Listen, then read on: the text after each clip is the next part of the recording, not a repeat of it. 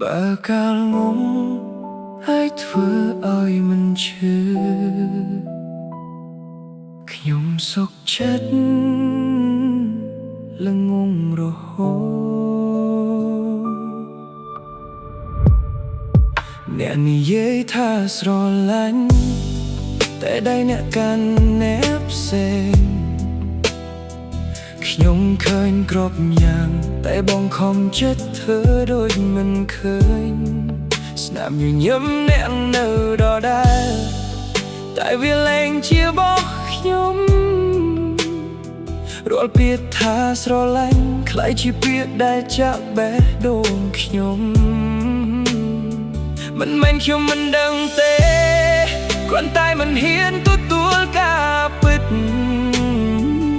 ព្រោះបើទួលស្គាល់ខ្ញុំនឹងបាត់បង់អ្នកជារៀងរហូតចង់ធ្វើជាមនុស្សល្ងងមិនដឹងថាអ្នកក្បត់ល្ងងមិនឃើញអ្នកស្រឡាញ់គេល្ងងដើម្បីកុំឲ្យបេះដូងបែកចង់ល្ងងចង់មិនដឹងអ្វីទាំងអស់ចង់ជាថាអ្នកនៅស្រឡាញ់ខ្ញុំទោះវាជាការកុហកក៏ប្រសើរជាងការពិតដែលអ្នកលែងស្រឡាញ់លងប្រដងនេះប្រហែលជាឈឺតិចជាងដឹងការពិតប្រដងនេះប្រហែលជាឈឺតិចជាងដឹងការពិតប្រដងនេះ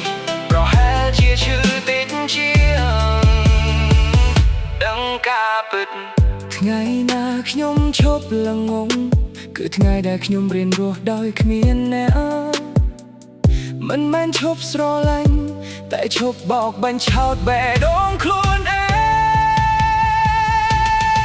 ងចង់ធ្វើជាមនុស្សល្ងងតែមិនអាចល្ងងបានមួយជីវិត